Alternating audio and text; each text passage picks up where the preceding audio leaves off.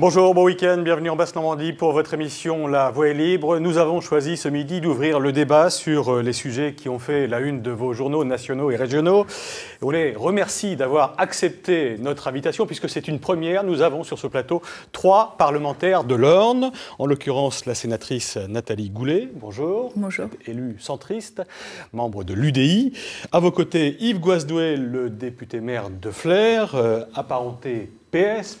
On vous a un peu mis en demeure de quitter le PS après les législatives. Bonjour Monsieur Beignet. Non, on m'a exclu du PS, il faut employer les termes adéquats. Alors, à vos côtés également, Véronique Louwagie, députée UMP de l'Aigle. Vous allez débattre tous les trois justement de sujets d'actualité. Et pour croquer cette émission, à nos côtés également, Chonu. Bonjour Emmanuel, avec un premier dessin. Mesdames, messieurs, bonjour. Alors écoutez, moi je vais vous dire, François Hollande se réjouit, donc une belle avancée, mariage pour tous, formidable. Sur le plan des mœurs, maintenant il va falloir qu'il gère chômage pour tous, parce qu'avec ce sacro-saint principe d'égalité, les Français seront bientôt tous au chômage, voyez-vous, et on pointera au Pôle emploi. Donc il va falloir faire quelque chose, parce que je crois que ce débat casse un peu les oreilles des Français qui souffrent. Voilà. Et ce débat intéresse les Français, puisque selon 80% d'entre eux, l'emploi reste la priorité. La nouvelle est tombée cette semaine, d'ailleurs, le chômage a atteint un niveau record. On a dépassé le chiffre de 1997. Il y a désormais plus de 3 200 000 demandeurs d'emploi en France, plus de 65 000 en Basse-Normandie. Que vous inspire ces chiffres? On va les commenter justement. Est-ce qu'il y a des raisons d'espérer, Nathalie Goulet? Écoutez, d'abord, ça fait 18 mois que les chiffres augmentent, donc ce n'est pas une nouveauté malheureusement. Des raisons d'espérer, je ne sais pas, il y a eu beaucoup de plans sociaux qui ont été différés à cause des élections présidentielles et qui aujourd'hui trouvent leur aboutissement malheureux. Je crois qu'il faut redonner confiance aux chefs d'entreprise, c'est surtout ça, puisque c'est eux qui créent l'emploi. Donc je crois qu'il y a quand même un outil au niveau des chefs d'entreprise qu'il faut absolument soutenir. Donc il y a différents outils qui ont été mis en place, comme la Banque publique d'investissement, comme Oseo, comme d'autres outils, mais le marché n'est pas au rendez-vous.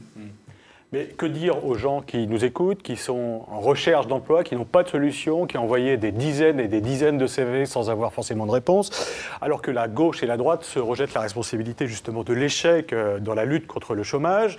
Qu'est-ce que vous leur dites? Est-ce que c'est qu'une affaire justement de c'est pas toi, c'est moi, ou c'est le gouvernement justement précédent qui n'a pas fait son travail? Qu'est-ce qu'on dit aux gens qui nous écoutent? Je crois qu'il faut dire aux gens qu'il n'est pas bien de se renvoyer la responsabilité. Le chômage a augmenté depuis un an, il a augmenté avant. Moi, je ne vais pas faire le procès à Véronique Louwagie de ne pas avoir fait ce qu'il fallait auparavant. Parce que de toute façon, tout le monde, absolument tout le monde, s'en moque. Ce que l'on veut savoir aujourd'hui, c'est comment on améliore les choses. Et comment, justement, on redonne du travail. Et comment on redonne du boulot. Alors évidemment, d'être le plus concret possible. Mais évidemment, dans notre pour région. La personne, moi, je faisais ma permanence à Flers hier après-midi. J'ai reçu 35 personnes. Il y avait bien 15 demandeurs d'emploi. Donc je vois bien la difficulté qu'il y a, difficulté qui est réelle pour répondre. La réponse, elle est éminemment complexe. Elle devrait nous mobiliser tous dans un élan national de lutte contre le chômage. Et pourquoi ça ne marche pas, Nathalie Goulet? Ça va marcher. Nathalie Goulet disait ça fait 18 mois que le chômage augmente. Attendez, ça va marcher, mais personne ça va marcher quand? Personne n'imagine qu'un bateau lancé à pleine vitesse dans une direction qui ne convient pas, le bateau France, on puisse le faire tourner immédiatement. Il y a un certain nombre de dispositions qui ont été prises. Je ne veux pas être trop technique, on va sans doute en débattre. Il faut que chacun s'en empare pour les mettre en œuvre. Et il faut surtout que nous redonnions collectivement la confiance à ceux qui sont susceptibles d'embaucher. Et le climat général dans lequel est actuellement le pays, c'est vrai, ne s'y prête pas. Véronique Louwagie, vous êtes élue, vous êtes également chef d'entreprise, vous êtes à la tête d'une société d'expertise comptable à l'Aigle qui emploie une quarantaine de personnes. Que vous disent les chefs d'entreprise qui sont vos clients? Quelles demandes vous avez pour qu'ils puissent embaucher Quelle requête je crois que je rejoins les propos qu'on vient d'entendre. Effectivement, l'emploi, c'est la préoccupation principale des Français et je crois que c'est la préoccupation principale également des élus. Pour qu'il y ait de l'emploi, pour qu'il y ait de l'embauche, il nous faut de la croissance. Et pour cela, il faut donner confiance aux chefs d'entreprise. Qu'est-ce que demandent les chefs d'entreprise? De la lisibilité, c'est-à-dire qu'ils veulent pouvoir avoir un fil conducteur, ils veulent pouvoir savoir comment ça peut se passer dans les mois qui viennent, dans les trimestres qui viennent. Et ils ne lanceront des investissements, des programmes d'investissement qu'effectivement, que s'ils ont ce fil conducteur.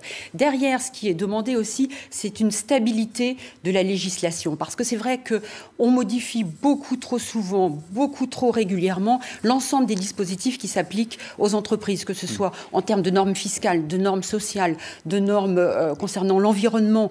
Je crois qu'il faut qu'on arrête un petit peu de mettre à la charge des entreprises un certain nombre de dispositifs et de les changer. Alors, parmi, excusez-moi, les images de la semaine, il y en a une qu'on a retenue, que l'on a filmée dans votre département, l'Orne, c'est cette grève des employés de Magneti Marelli. C'est un équipementier automobile qui travaille pour Fiat, notamment, des employés qui réclament de meilleurs salaires et une prime de 1 000 € parce que leur groupe se porte mieux. Ils ont gagné un peu plus d'argent en 2012 que lors des années passées, 2011-2010.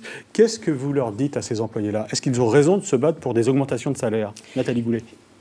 Écoutez, moi je ne connais pas la situation du groupe, mais si la situation du groupe va mieux, il faut d'abord qu'ils investissent dans la recherche, dans l'outil pour pérenniser ce qui existe. Enfin ça, c'est déjà une priorité absolue. Dans l'industrie automobile, est-ce qu'on peut payer les gens plus cher aujourd'hui? C'est un débat qu'on a actuel sur les coûts de production, sur le coût du travail. Alors, moi, je crois que nous devons revoir notre coût du travail en France. Mais cependant, dans le coût du travail, il y a deux éléments. À la fois les salaires et les charges sociales. Je crois qu'on ne peut pas aller vers une diminution des salaires. Par contre, il nous faut réfléchir à une diminution des prélèvements sociaux, des prélèvements fiscaux d'une manière générale pour diminuer le coût du travail. Il y a trop de charges. Il y a trop de charges. Alors certes, ces charges financent des régimes sociaux qui nous sont chers, sur lesquels il faut effectivement se battre, parce que c'est un dispositif français qui profite à tous. Mais il faut avoir une réflexion pour alimenter ces dispositifs sociaux d'une autre manière. Et là, moi, j'étais tout à fait favorable à la TVA sociale. Oui, moi je ne crois pas aux recettes miracles et je ne crois pas au point de dire que seul le coût du travail empêche les embauches ou empêche la croissance. En réalité, nous nous sommes trompés collectivement certainement depuis un certain temps. Nous n'avons pas mis l'accent de manière suffisante sur la recherche et sur le développement. C'est ce qui cause d'ailleurs notre différentiel de balance commerciale avec l'Allemagne. Nous n'avons pas travaillé suffisamment, on vient de le faire avec l'accord national interprofessionnel, pour que ce qui fait l'entreprise, c'est-à-dire à la fois le patronat et les salariés, puissent s'entendre en dehors du conflit. Alors, vous savez, on vient... Une chose. Oui, on vient de voter un texte, personne n'en parle. Ce texte, il permet à 4 millions de salariés qui n'y ont pas accès d'avoir accès à une complémentaire maladie payée par moitié par leurs entreprises. Personne n'en dit rien. Juste un mot, avant de donner la parole à Nathalie Goulet. Il y a un certain nombre d'équipementiers automobiles dans le département de l'Orne. On a parlé de Magneti Marelli, on peut parler également de Faurecia. Oui. Il y a plus de 1000...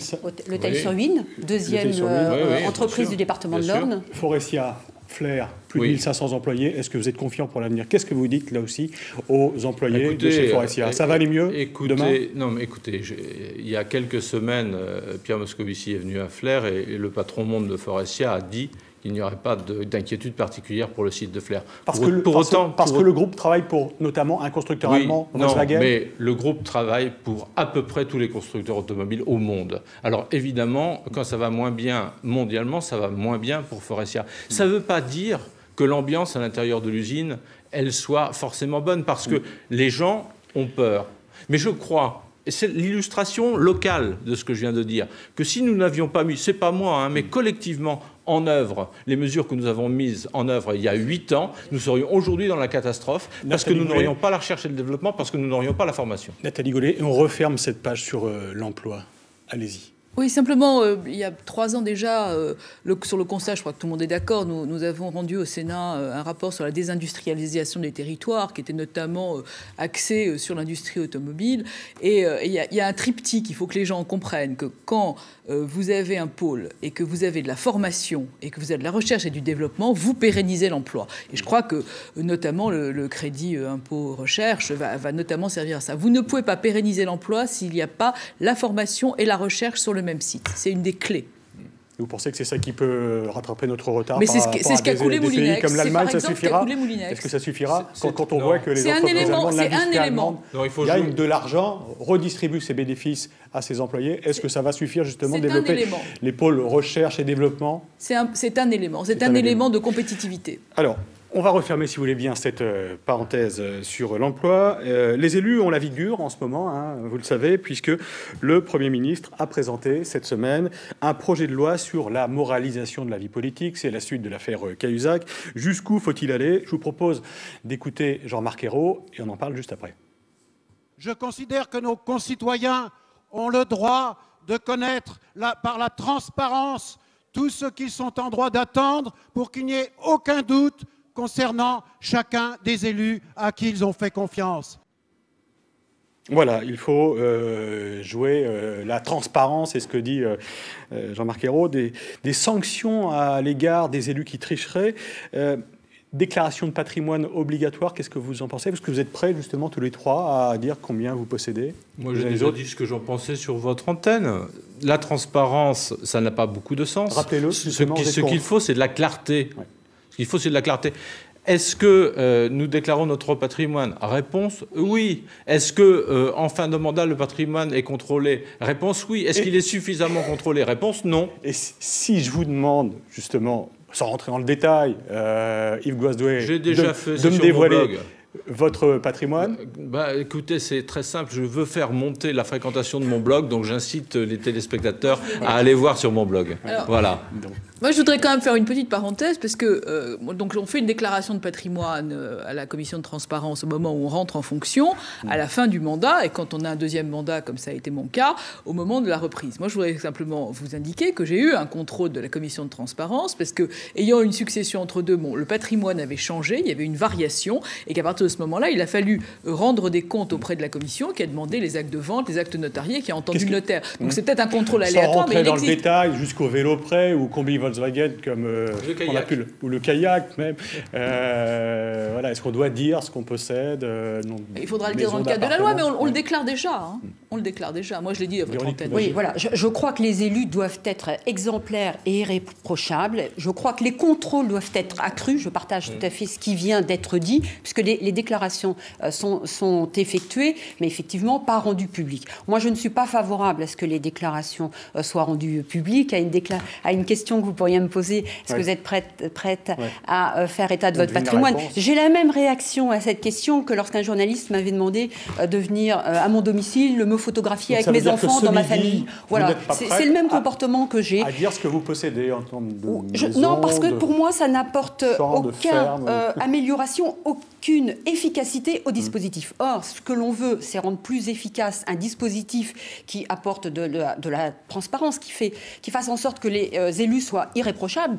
Derrière, il faut des contrôles accrus et des sanctions beaucoup plus fortes. Quel type de sanctions, justement, pour celui qui déclare son patrimoine, mais qui oublie une partie on les connaît, c'est l'inéligibilité, c'est un certain nombre de sanctions financières. Mais la vraie... Jean-Marc Ayrault parle justement, c'était à l'Assemblée nationale, de sanctions accrues qu'il allait faire la chasse à ces élus. On les a déjà, on peut en accentuer le quantum, mais je vois pas où est du tout la nouveauté. Et puis moi, je pense à ces centaines de collègues élus locaux parfaitement irréprochables qui se sentent aujourd'hui stigmatisés. Et ça ne me va pas du tout. Et jusqu'où faut-il aller, justement? C'est la question que je posais il y a quelques minutes. Pour l'instant, ce sont les ministres, les 38 membres du gouvernement qui ont fait leur déclaration de patrimoine. Est-ce qu'il faut aller jusqu'au maire, jusqu'au conseiller général? C'est déjà le cas pour les maires de villes de plus de 30 000 ou les EPCI de plus de 30 000. Et tous les gens qui, dans les exécutifs, ont une délégation de pouvoir. Moi, je pense qu'il faut ajouter dans ces cas-là aussi les très hauts fonctionnaires. Il n'y a pas de raison. Les dirigeants d'entreprises dont dont l'État est actionnaire.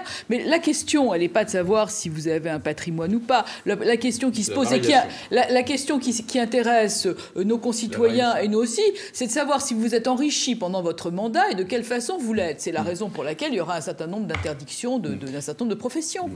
La présentation des revenus, justement, des élus, si on va jusque-là, après le patrimoine, c'est quelque chose auquel vous pourriez être favorable ou c'est complètement tabou? Mais ça existe, de toute façon, ça existe partout. Ouais. Mais les Français ont quand même un problème avec l'argent dans l'absolu. Enfin, je veux dire, le problème, c'est la variation et savoir si on utilise son mandat à des fins qui sont juste à des fins d'enrichissement personnel. C'est ça la question qu'on pose. Moi, je rejoins. Attention au cadrage, dit Chonu. Quand on est hors cadre, c'est difficile. N'enlevez pas le bas, s'il vous plaît. Moi, j'ai quand même une difficulté avec cela parce que je me demande ce que ça peut induire dans l'esprit des Français. On est un peu dans le fantasme. Et ce que disent les Français, en fait, on l'a vu à travers les sondages. Je ne sais pas si ça les intéresse tant que ça. 77% d'entre eux, selon certains sondages, les élus sont corrompus. Et pour 70% d'entre eux, dans un autre sondage, ils ne leur font pas confiance. Voilà ce que disent les Français. Mais est-ce que de rendre publique une déclaration de patrimoine va modifier la confiance qu'auront les Français et les citoyens?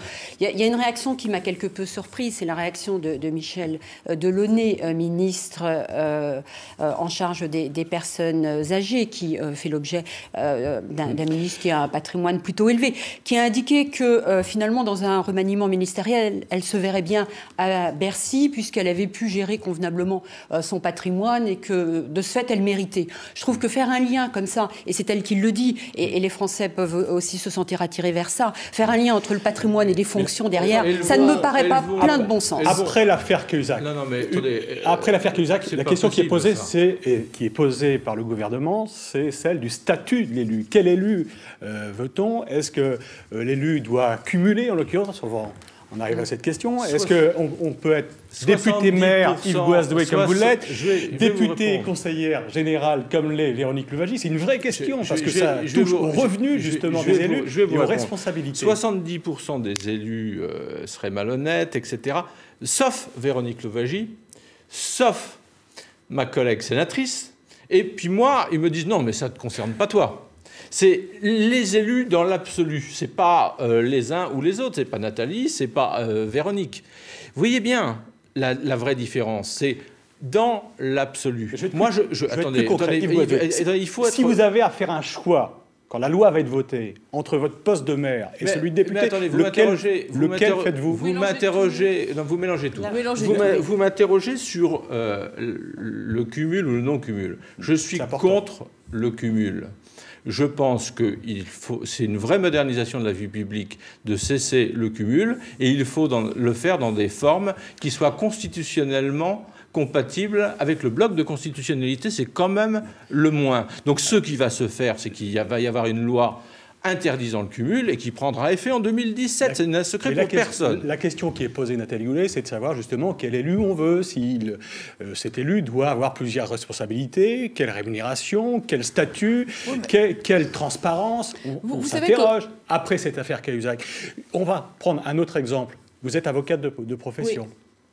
Jean-François Copé a annoncé cette semaine, je crois, qu'il quittait le barreau de Paris. Oui. Vous êtes au barreau de Paris? Je suis au barreau de Paris, mais je n'exerce pas, je suis omis, c'est-à-dire que j'ai demandé mon omission pour éviter les conflits d'intérêts, parce que ça, je crois que ça peut exister. Il se trouve que quand vous rentrez au Sénat ou à l'Assemblée, vous devez déclarer votre profession.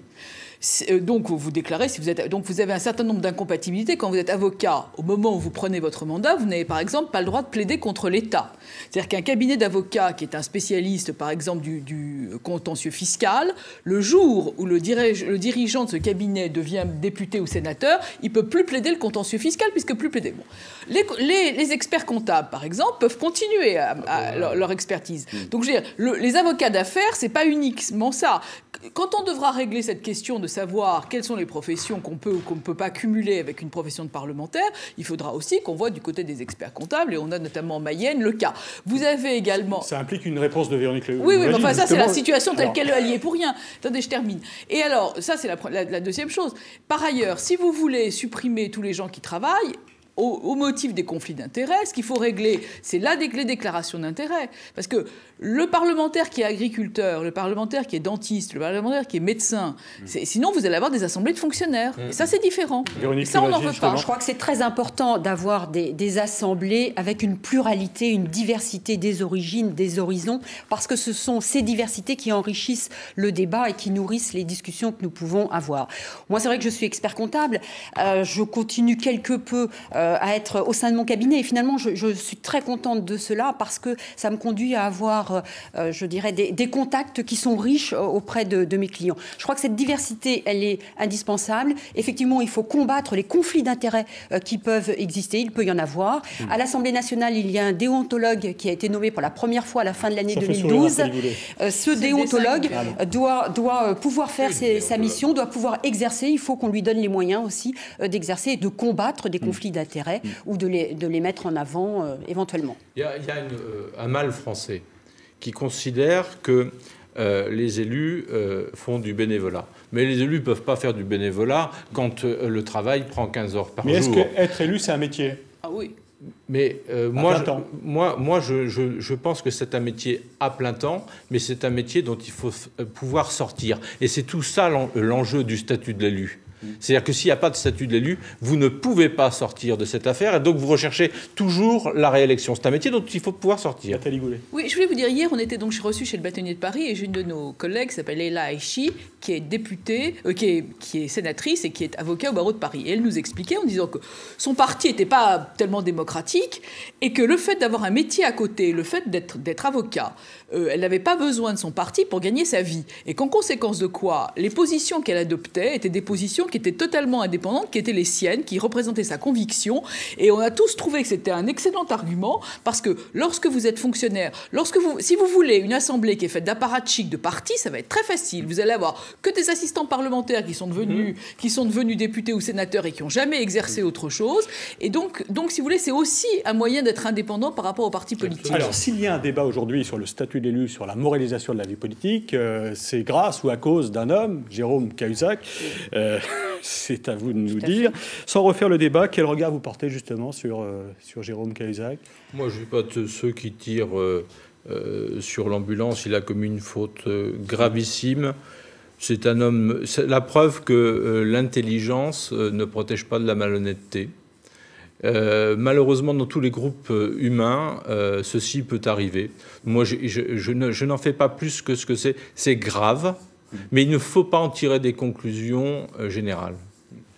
Véronique Louwagie, rapidement, parce qu'on fait ce qui est arrivé est grave, mais effectivement, il faudrait qu'on prenne le temps de réfléchir à cette situation et de ne pas créer une loi comme on a le projet de loi Cahuzac qui va nous arriver dans quelques jours, qui finalement intervient très vite et sans préparation globale. C'était pourtant une Nathalie Goulet, rapidement, puis on va en arriver à la fraude fiscale. Je concède que ce n'est pas forcément une bonne habitude. Tout à fait. Nathalie Goulet, sur le cas Cahuzac, est-ce que c'est un cas isolé? Bien sûr. C'est un cas isolé. Mais oui, c'est un cas isolé, parce que là si vous voulez, c'est aux confins de la moralisation de la vie publique et de la fraude fiscale. Là, c'est quand même, Dieu merci, c'est un cas isolé, mais vous savez, tous nos concitoyens et les élus qui l'entourent, et notamment ses collègues socialistes et les autres, ont quand même été très étonnés de cette situation. Vous siégez justement à la commission d'enquête contre la fraude fiscale. Oui, absolument. Au Sénat. Vous dites que c'est un cas isolé. Oui. Il n'y a pas d'autres tricheries. Pourtant, on entend des chiffres assez... Oui, la fraude fiscale, c'est 50 milliards. 130 noms qui circuleraient sur une liste. Oui, mais ça, c'est des Leaks. personnes... On parle de politique et de moralisation. Là, vous me dites le cas Cahuzac, j'ose espérer que c'est un cas isolé, et nous le souhaitons d'ailleurs tous. Bon, en ce qui concerne la fraude fiscale, il y a des individus, mais il y a aussi beaucoup d'entreprises. En ce qui concerne la fraude fiscale, c'est beaucoup moins isolé. Oui, c'est beaucoup moins isolé, mais c'est aussi la difficulté de définir l'optimisation et la fraude, parce qu'on a un droit fiscal qui est tellement compliqué que des cabinets d'avocats et des cabinets de juristes s'évertuent. Alors comment on lutte après cette affaire Cahuzac contre la fraude fiscale? Comment on fait mieux demain? Écoutez, déjà, c'est pas difficile de faire mieux. Le Sénat a rendu un premier rapport avec 61 propositions qu'on a eu beaucoup de mal à mettre en place. Il y en a eu quelques-unes de mise en place dans la loi de séparation des activités bancaires. Vous avez des choses extrêmement simples. Je voudrais vous citer un exemple. Oui, juste une petite seconde. C'est un cas isolé. Voilà, le dessin de Chonu. Oui. Ça, c'est pour faire marcher la quincaillerie. C'est Villedieu-les-Poêles, c'est l'économie de Villedieu-les-Poêles qui va marcher à fond, les ballons. C'est bien. On écoute votre exemple, Nathalie. Ah oui, c'est Tache-Bray, vous avez raison. Oh, quelle erreur. Pardon, monsieur Nourri, pardon, excusez-moi. C'est une erreur épouvantable. Oh mon Dieu, je m'excuse, mais c'est Tache-Bray, la Vous avez capitale de toujours la... tort. Alors, Bon. allez-y, Nathalie Goulet, Non, sur je vais votre vous donner un exemple. exemple. C'est le cuivre. Celui des producteurs de bananes. Ah, les producteurs de bananes, ça c'est une chose magnifique, mais si vous voulez, le premier pays exportateur de bananes, c'est aucun pays d'Afrique, c'est pas non plus les Antilles, c'est rien du tout, pas du tout. Le premier producteur de bananes, c'est Jersey. Parce que les entreprises domicilient leurs bénéfices à Jersey, que donc Jersey est le premier producteur de bananes au monde, ce qui est quand même extravagant. Mais je voudrais juste vous donner un exemple. Ce qui est légal. Ce qui est absolument légal. Je voudrais juste vous donner, ça c'est les prix de transfert, c'est un peu technique. Je voudrais juste vous donner un exemple pour que vos auditeurs voient la marge de progression qui n'a rien à voir avec la loi. Voilà la difficulté. Vous avez des entreprises publiques. L'État a 134 milliards d'euros d'investissement dans les entreprises françaises. Ces entreprises-là peuvent très bien avoir des filiales dans des paradis fiscaux et des comptes à l'étranger. Donc il faut que l'Agence pour les participations de l'État, qui gère la gestion de ces entreprises, puisse déclarer et qu'on puisse vérifier si des entreprises dans lesquelles l'État est actionnaire ne sont pas schizophrènes au point d'avoir des comptes à l'étranger et des filiales dans les paradis fiscaux. Véronique Louwagie, je rappelle simplement que vous êtes experte comptable, donc vous avez à traiter des histoires de fiscalité. C'est votre quotidien depuis longtemps. Ah oui, parce que l'expert comptable, j'aurais fait de la comptabilité, Oui. mais de la comptabilité sans fiscalité, dans notre monde d'entreprise, c'est difficile. Je crois qu'il faut distinguer deux choses. Les paradis fiscaux et les paradis bancaires. Et finalement, je pense qu'on fait une confusion des deux. Les paradis fiscaux, ce sont des territoires qui sont attractifs en termes de fiscalité, mais je dirais avec une espèce de légalité qui est semi-officialisée au niveau du monde. Je crois qu'au niveau de l'Europe, il faudrait qu'on arrive à combattre ces différences de fiscalité qui peuvent exister. J'entendais hier que le Portugal envisageait de mettre un impôt sur les sociétés au niveau des entreprises à 10%. C'est une vraie interrogation. Ça va devenir un paradis fiscal. Et derrière, nous avons les paradis bancaires, où là, il y a le secret, ce culte du secret, cette opacité, et il nous faut combattre, je dirais, les paradis bancaires. Il nous reste quelques secondes là, pour terminer cette émission. Le débat est clos. Le mariage pour tous a été voté cette semaine. Un commentaire sur justement ce vote à l'Assemblée nationale. On va refermer cette parenthèse. Il y a un recours plusieurs recours même devant le Conseil constitutionnel. La réponse le 23 mai prochain. Oui, moi je veux vous dire, je suis très fier d'avoir voté ce texte. Non pas parce que ce serait un texte de combat et une victoire contre tels ou tels. Je regrette que le débat ait pris un tour tellement clivant qu'il ait fini par blesser les uns et les autres. Véronique Louwagie, que peut-il se passer maintenant? Échec, victoire? Et il nous faut attendre effectivement les résultats des sages qui auront leur dernier mot. Moi, c'est une déception. Une union civile, tout à fait. C'est l'adoption qui, pour moi, est un élément fort. C'est le droit de l'enfant qui doit être avant le droit à l'enfant. La crainte, après, c'est la GPA, la PMA, justement. Oui, je pense que ça, c'est une question qu'on s'est tous posée. Ça va arriver dans le texte sur la famille. Moi, je regrette tout à fait des propos outranciers. Je regrette que Madame Brigitte Bardot harangue les foules. D'ailleurs, avec un tel surnom, très franchement, elle ferait mieux de rester chez elle. Et je trouve que ce clivage-là est absolument détestable. On n'a absolument pas besoin d'exciter les foules en ce moment dans un climat qui est aussi mauvais. Et vous avez des tas d'attaques personnelles et physiques contre des homosexuels. Et ça, c'est absolument inadmissible. On va terminer cette première partie par ce sujet. On va se retrouver dans quelques minutes. Et on va parler d'un sujet régional qui vous concerne directement dans l'ordre, la décharge de Nonant-le-Pin et cette polémique avec une journée de mobilisation aujourd'hui justement près du site. A tout de suite.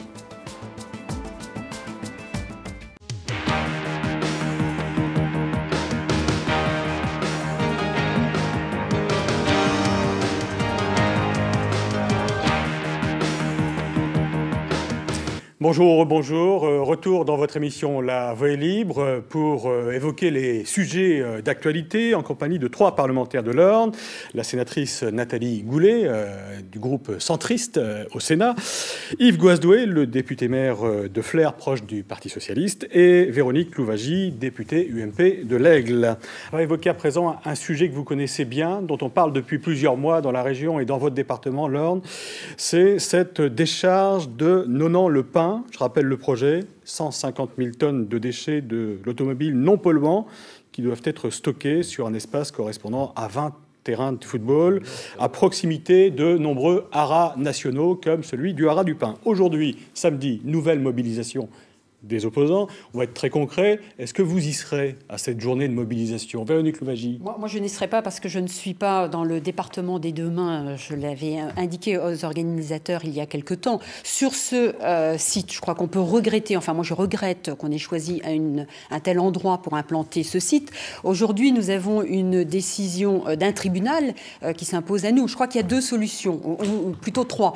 Où le site s'ouvre dans quelques mois, ou alors le site ne s'ouvre pas. Prévue, c'est au mois de juin. Oui, à peu près en milieu d'année. Le chantier est en cours. Vous avez demandé qu'il y ait un moratoire, qu'on gèle les travaux. Vous n'avez pas été entendu pour l'instant. Alors, c'est la région Basse-Normandie qui a demandé effectivement un moratoire. Hein, c'est la région. Que vous avez signé. Le Conseil régional Basse-Normandie. Non, je n'appartiens pas à la région. Je ne suis pas membre du Conseil régional. Je ne suis plus membre. Voilà, donc c'est le président du Conseil régional qui a demandé ce moratoire. Derrière, si nous ne voulons pas que ce site ouvre, deux solutions finalement.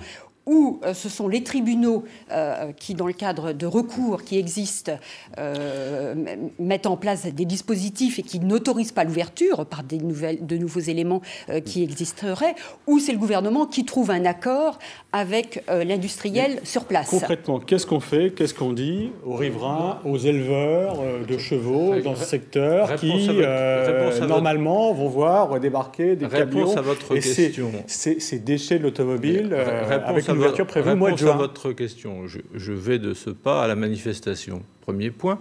Deuxième point, nous sommes dans une situation très difficile parce que nous sommes affrontés à une décision de justice devenue définitive à raison du fait que Mme Kosciusko-Morizet n'a pas autorisé le préfet de l'Orne de l'époque à faire appel de cette décision de justice. Et donc aujourd'hui, nous devons trouver un fait nouveau pour réouvrir les procédures judiciaires. Je la fais simple et courte, mais c'est la vérité. Ce fait nouveau existe peut-être.